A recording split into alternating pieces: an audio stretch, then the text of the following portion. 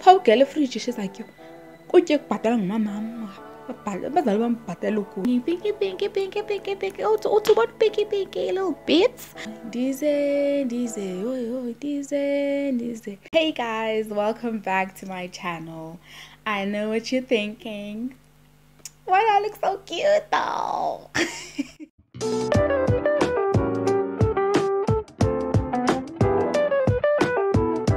I have something special for you guys, you know. I just felt like wanting to shake the room a little bit, so I have something special. You saw the thumbnail, you saw the title. Girl, boy, we are talking about Pinky. Pinks. For those of you guys who are not familiar with Pinky, or rather the legend of Pinky, if you are South African, you will definitely know who Pinky is. If not, what kind of childhood did you have? What kind of childhood did you have? Where did you go to school in the bush? In the bush. Did you go to school in the bush? Pretty sure people from the bushes, wherever in the Bundus. I live in the Bundus in the middle of nowhere, bro. Like, no one knows my town. And I knew about Pinky. Pinky is a South African legend. Okay, it's a myth. Is it a myth though? It's possible that it's not a myth. In South Africa, let me tell you a little bit of something. In South Africa, nothing is out of extraordinary. Everything is possible here. Okay, you'll soon learn. I'm gonna make a video about these things. Don't worry your pretty head. Don't worry your little pretty head. I'll make a video explaining all of these things. But take note that in South Africa, anything is possible. Pinky damn near could be an existing creature. I don't know, girl. Every country has a bathroom myth, bathroom creature. I know in the West, it's an equivalent of Bloody Mary. You know Bloody Mary? Or a new Jordan Peele movie recently came out. It was, what was the name of that movie? The Bee Man. Something about bees. He's covered in bees and he like haunts people. And then you go to the bathroom in a mirror and you go, something, Candyman. He's covered in bees. I don't know why he's called Candyman. I didn't really watch the movie, so he is called Candyman. It's the South African version of Candyman and Bloody Mary. So you have to see Bloody Mary 3 times and then she appears. It's the same thing. Right? But the difference is Pinky. I want to reiterate, Pinky is not pink. I know. I thought Pinky was pink all my life as a child. But I also want to point out that every single part of South Africa has a different version of who Pinky is, what Pinky's story is. When I was growing up, I heard that Pinky was a woman. She was looking for her daughter. And then, so if you go, that's why Pinky most of the time is found in girl bathrooms in schools. Because Pinky is just looking from Danake, looking from Dana again. She'll just grab someone who is a girl who kind of sort of resembles Mnanawo. And I was thinking about this and I was reading a bunch of articles and there's so many interesting things. Lomama, example from America, wrote an article where she says when she visited South Africa, she was told that Pinky is this creature. I think we can all agree that it's kind of like Utikoloche, which is a mystical creature. And is it mystical though? Yo, anything is possible in this country. Unfortunately, it's mystical. And then iti is on bonisa basisi I exist. Then so I don't want no smoke. Let's for now say mystical for the sake of everyone. Mystical creature who is concocted by Muti and black magic, right? But then another kind of term for it is Pinky. Except Pinky is exclusively a bathroom, but in many parts of the countries you'll see that it's just another synonym for Tikalosh. Yeah, so Otilo says in her article that they described it to her as a person with a claw in one hand and a hook in the other. I said, girl, Like, I've never heard of that. And it just made it worse. And as I grew up, people telling me Pinky Pinky is short. I said bits. Imagine Ulatwa is shorter than you guys. I'm afraid of Ulatwa's that are shorter than me, because then you can nibble my guts. So I have something special for you guys today. I found something amazing. Ingati heavens knew that I was making this video. I found the new, it's new to me. I found the new Pinky Pinky movie on Showmax, girl. If you haven't watched it, please watch it. I would highly recommend it. I thought going into it would be trash, but it's actually very good. Production, cast, you could see it was a bit low budget in terms of location as Konins, you know, it's just mostly the school and the wooded area around the school. But listen, they did that. And here today I'm here to tell you about the movie. Yo, it was popping. Before I start with the movie, I just want to put a little disclaimer in the beginning that the movie does make huge references to SP. I don't want to say it because sometimes YouTube can get S assault. Okay, S assault. I hope I'm making sense. So if you're not comfortable, you feel like you could be easily triggered by that type of conversation or that type of visuals, because it will come up a lot. Please don't watch it. You know, you can watch my video from last week. It's a little bit more toned down compared to this one in terms of that topic. Okay, let's get started. This movie starts out so creepy. I remember headphones when I was watching it, and I immediately took them off. Yeah, horror movies will get you by the music they use to actually play in the background. I'm probably gonna put like a creepy little background music here. It'll make it even more creepy. So in movie, boom, there's a woman. She's walking in the woods, né? She's like in the dark. Upete like a lantern, little lantern. You know, it's always like, who still uses a lantern this time and age, right? Upete a little lantern. She's walking in the woods in the middle of nowhere, and she's going in this house that's in a wooded area in the middle of nowhere. Who still does that in 2021? Tell me. But people do, apparently. She walks in this house. There's a witch. Witch, right? Yo, I was so creeped out by La Mama. She's so scary. So apparently the woman who went to see the witch is going there to tell her, because she wants muti, aka traditional medicine, to uvusa someone who died, so to awaken a corpse, right? And the witch is telling her that, listen, ma'am, dead people are better off left dead. She's like, just do what I said. She's like, okay, cool. That's what you want. If you don't pay me my money, it's gonna happen. But I have to serve this warning that some people are better left off dead. Especially people who were not good when they were alive. When they come back, you don't know what they're gonna come back as. Because it's gonna be tenfold the evilness, tenfold the drama, tenfold everything. She's like, okay, you agree? Sharp, here's your medication, here's a little muti, use it the way I told you to, and you should be fine. The madam, mama, whatever, she takes the medicine, she goes out to a laid corpse, and the corpse looks burnt, right? And she does her thing, and she's like, wake up. It wakes up, the corpse is like, wah, right, with the hand. You know, the little dramatic effects that they like to do in movies, and the witch is just laughing. She's dying. I don't know why she's dying, but she's dying. She's like, I was like, girl, why are witches always laughing? Isn't this thing as bonny? You're like, why are you saying? What are you saying? Foreshadowing, bitch. Soon we are then introduced to Unomzamo. Unomzamo is standing by his grave. We soon learn immediately that the graveside she's standing next to, lighting pepper, she's lighting a little sage and she's saying goodbye, I love yous. We soon find out that that's her twin sister who passed away. So she and her mom starts talking, and then her uncle is also there waiting by the car, and Umamake is basically consoling her and saying, we have to go now, it is what it is, unfortunately, we have to go because you're starting a new school.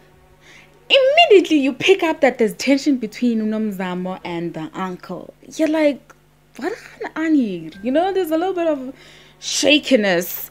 As she's driving out the cemetery, through the town, you get an idea that it's a new town to her, it's a new surrounding. She's kind of looking around. We see a missing person poster for a girl named Avile. I was like, why are you showing me this? Something gonna happen. Something will happen. I don't want to lie. It's a dry school. I was going to say another word.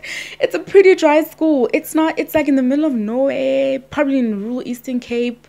And I don't know, when she found it, she was like, yeah, they were saying this is the best school, academically to come to. She wanted a fresh start. She was leaving her parents in Durban or her mom rather, in Durban to come live in the boarding school. It's a boarding school. It's an all-girls boarding school.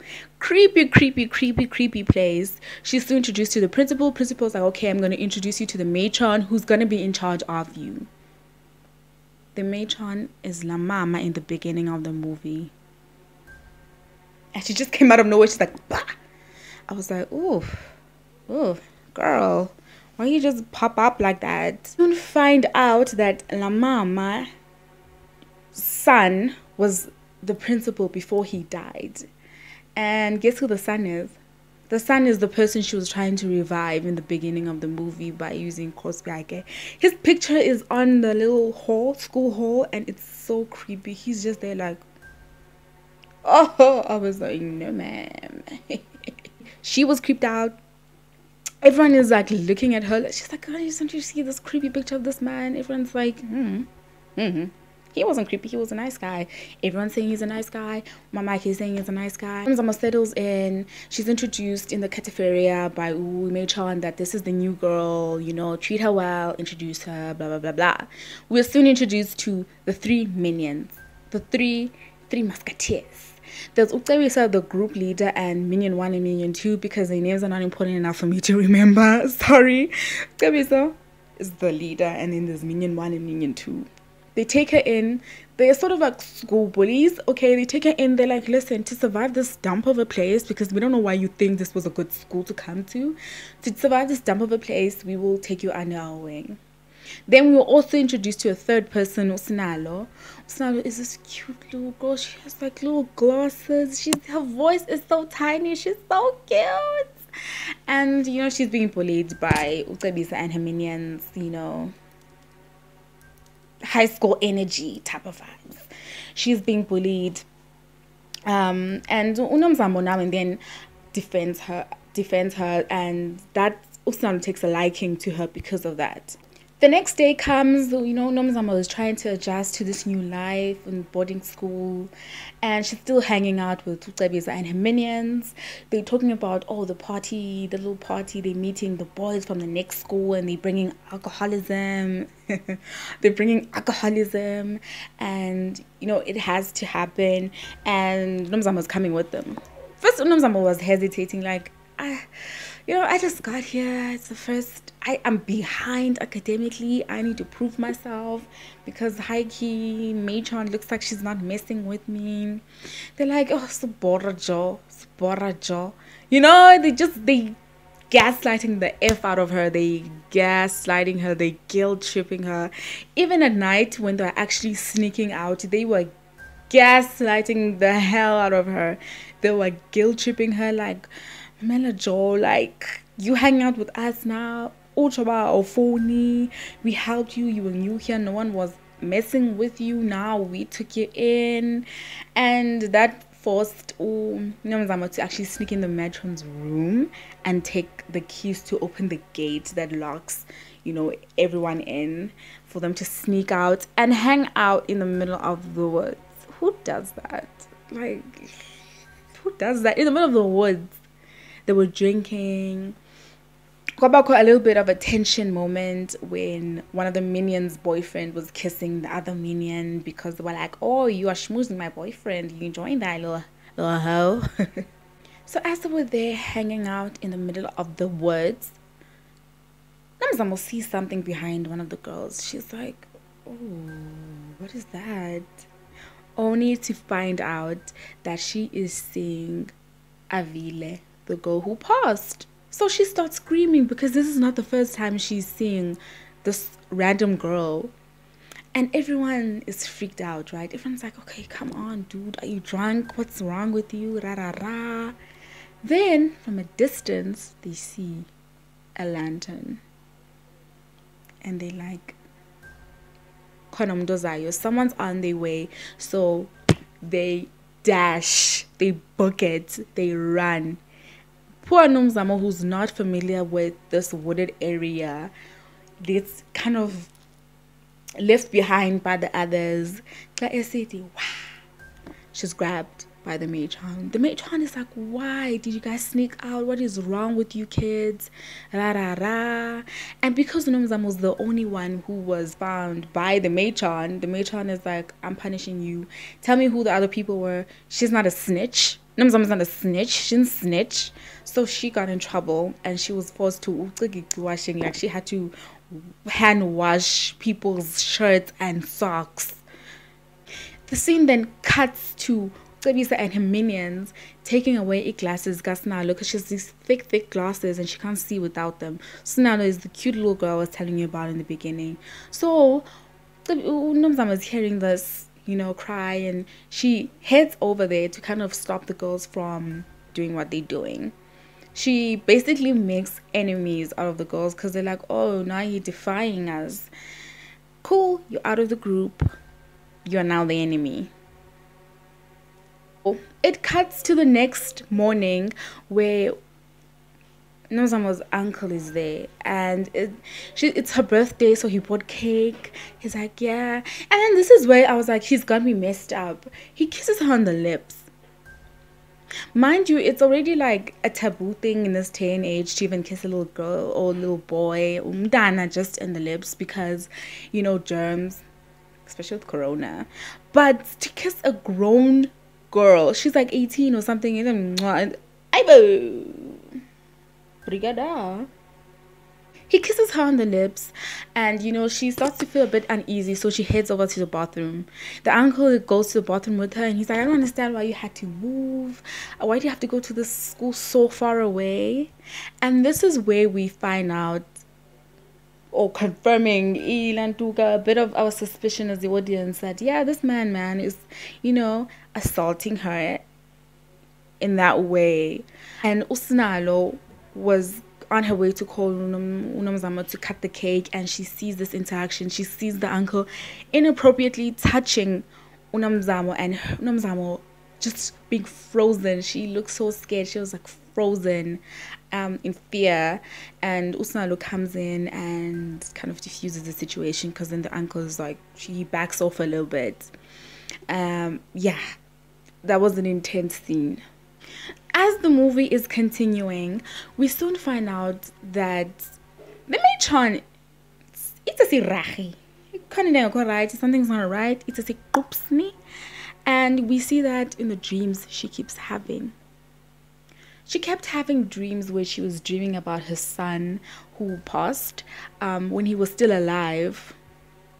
There was this one scene where she walks in and she finds underwear of the missing girl Avile, and she questions the son. She's like, why do you have this underwear? And Mtanake is like, he's trying to make excuse, he's brushing it off, and she's like, why do you have this? Where is she actually? And it's not funny, but his first instinct to that, because the mama is like, okay, if you don't tell me what happened or why this is here with you, I'm going to the cops and I'm going to tell them that I found this. His first instinct, instead of saying, Mama, I don't know, this is not hers, because how is the matron even finding out? How is she even making a connection that he underwear, you know what I mean? It's not like he be. His first reaction is to choke Mama. So he's on top of his mom and he's just choking. He's choking the hell out of her. My theory, because he died via umlilo that burned down. My theory is that Mama felt so guilty, she is the one who actually burned the house with her son in it, because her son was trying to kill her and she knew that her son was high-key a monster. So as the story continues, Avile is still appearing before Nomzamo, you know, she's still seeing this ghost girl. Oh, Sinalo, at some point sees Pinky himself. She's like, hells to the nah. She's telling everyone what she's seeing, and everyone, Otsebisa and Minion 1 and Minion 2, with the recruiters, you know, people who just like to join in on other people's pain, are just hyping the situation up, you know, singing Pinky, oh, to what Pinky, little bits.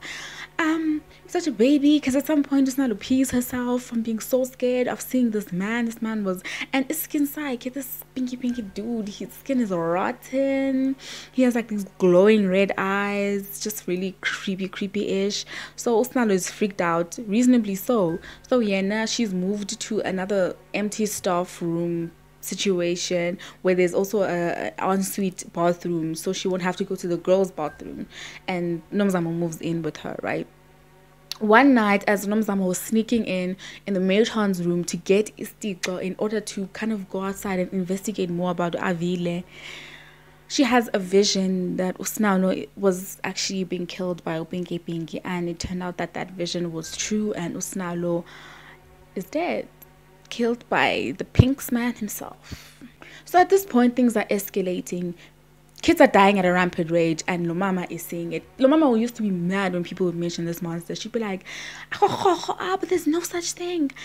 Don't believe these kids. You know, she's telling the principal that these kids are crazy. There's no such thing as the Pinky. It's a mythical creature. Rah. But I feel like at this point, she's kind of connecting the dots together, and she's like, okay, I know who's doing this, right? So I head to the woods in the middle of nowhere near the house of Elagwicha, right?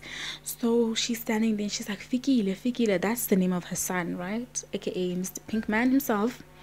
She's standing there and she's like, show yourself. She has like a knife with her. So she's planning to just end it with this man, and he shows up.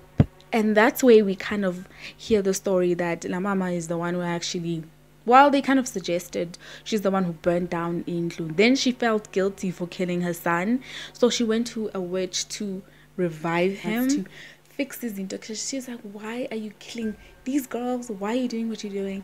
And, you know, Mr. Pinky himself, he shows up. He's like, you knew. This is the monster you created. I am your creation. Because, you know the saying, Eti, never play God. I feel like that's what they were trying to tell us there. If God decides it's time for you to go, don't go around messing with black magic to try and change your destiny, trying to change, you know, a natural way that things work. Don't do that, my love. Don't do that. And he's basically having this whole speech moment. And then the matron tries to kill him, and she ends up hurt. The guy disappears. He's laughing. He's like, I'm somebody gonna do more damage on top of that. And that's when Unamzamo, she was hiding. She was seeing the whole thing. She was like peeping behind the bushes, and she's watching everything that's happening. So she jumps in. She tries to help the matron, and you know, the matron is kind of talking and apologizing and all that stuff. At that point, I was tense. I was like, ma'am, this is high-key your fault. This is high-key your fault. Bruh. So now Usnalo, I mean, why do I keep referring to Usnalo? Usnalo passed away. Usnalo is no more. Usnalo is a cute little girl with the glasses. She's no more. Woo, it's cold. So now Unomzamo is running. Unomzamo is running to try and get help, you know. And she's running. It's at night, mind you. Kumnyama. It's in the middle of the woods. She does not have a light on her. Usanxibe inaiti. She's wearing her nightgown. She's running through the woods. She's running. And then you see a light. And I was thinking, Pinky is there. Pinky is there. Game over. Kanti. It's the uncle. Tell me why it's the uncle. The uncle then goes into this whole spear. This is when you find out the full story. The uncle was assaulting, like intimately assaulting Unomzamo and her twin sister. And you know, he's there. He has Unomzamo on the floor. Unomzamo, he tripped her. He has her on the floor. He has the gun, and he's like, this gun is what your sister used to end her life, and I'm about to end yours. But first, I'm gonna assault you some more, you know, before I kill you and stuff. So Unomzamo, as he was like on top of her and stuff, she grabs something and she stabs him. Just enough to get him off, but not enough to kill him. And then she books it. She runs. She books it. And the whole time I'm holding my breath like, yo. This is in the middle of the night, so it's even more like serene. It's even more scary and surreal.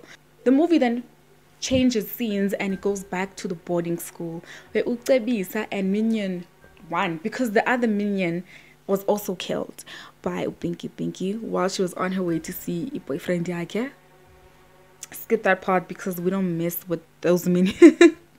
So she's like, hey, let's go do, this is something that you regularly do. She's like, let's go raid the kitchen fridge for food because the matron's not here. I saw her leave.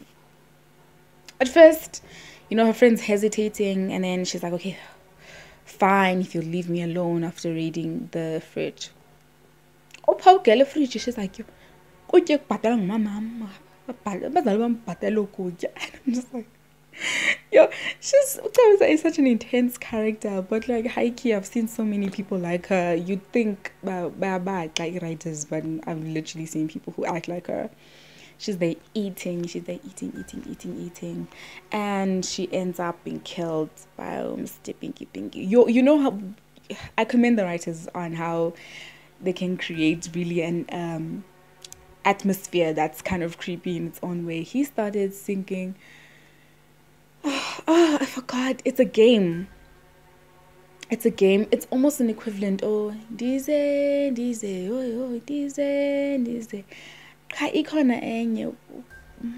Like, oh, I forgot it. But it's almost like that. It's a hide and seek game. So randomly she'd hear singing like dize. I'm using that one for reference. Like dize, meaning like so it's a hide and seek game. So it's like, can I come? Like, are you hiding? I wanna stress. That was shush. Hi, I knew. I was like, girl, if you don't run out of there. And she's just like, stop it. I know you're trying to scare me. Because usually she's the one kind of scaring the other girl. So she's like, I know you're doing it on purpose. I thought I saw something out of my window. I had to make sure Bana Auntie busy. No. So anyway, Mr. Pinky. I even called him Mr. In case he just shows up here, I have to respect him.